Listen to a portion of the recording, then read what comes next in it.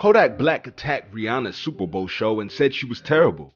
Watch until the end to hear what Kodak and his Uncle DT had to say about Riri. Hey, Uncle Trump say that garbage, man. Kodak Black must actually be crazy to beef with Rihanna. By all accounts, Super Bowl 57 was a success, and so was the halftime show.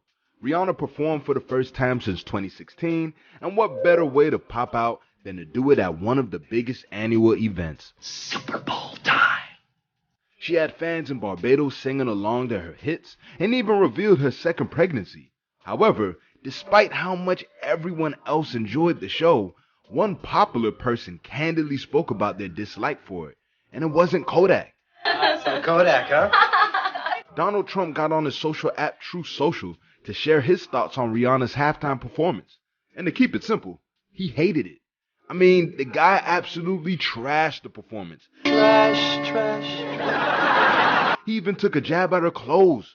Donald Trump felt like the performance was insulting, mainly because of the lyrics to her songs. I guess telling someone they better have your money is a bit vulgar for the same guy who thinks it's cool for celebrities to inappropriately touch women.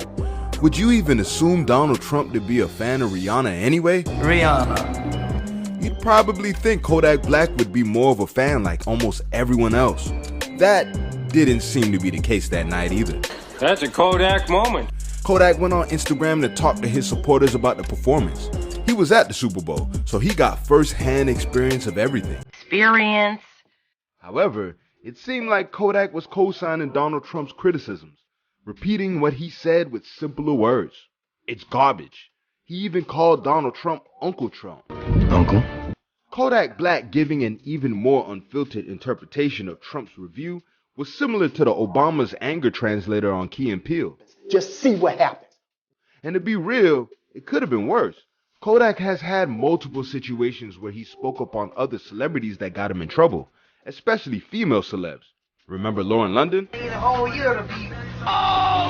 After Nipsey Hussle was murdered, Kodak spoke about one in Lauren London.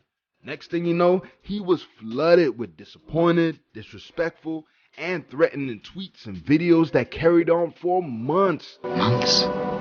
Louisiana rapper Maine Music, who's locked up in the feds for 7 years on weapons charges, even spoke about how the Crips pressed Kodak over his words when he was in the feds too. Feds. Kodak also had words for Lotto after her song Big Energy beat out his song Super Gremlin for Song of the Year at the BET Awards. There already was tension at the time after she revealed the story of someone being difficult with clearing a song on her album in exchange for inappropriate favors. Everybody pointed the finger at Kodak. Lotto didn't share too many words for Kodak after he called her names like Frappuccino. She just pointed out some stats to show that her song was putting up more numbers. Rihanna's fan base didn't do much posting the stats either. They just went right for his head. The Navy had so much to say about Kodak and his blasphemous words against their leader. Blasphemer! And they mainly pointed out that Kodak was saying these things out of jealousy. Some even feel like Kodak's cosign was out of loyalty for Donald Trump. When Kodak was arrested and sentenced to time in federal prison for falsifying info to get guns in Florida, he spent plenty of time making Instagram posts and writing letters about the abuse he was taking from correctional officers. He finally turned to Donald Trump for a possible pardoning, and he got it. Before leaving office, Donald Trump pardoned Kodak and 142 other inmates. Since then, Kodak has been giving Donnie T high praises. Ooh, high praise. I'm sure his gratitude and love for him grew once he met him after being sprung from prison.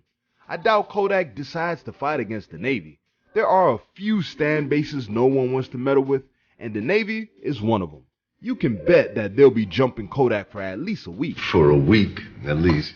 And if he decides to attack back, then just add on another week of roasting on top of that.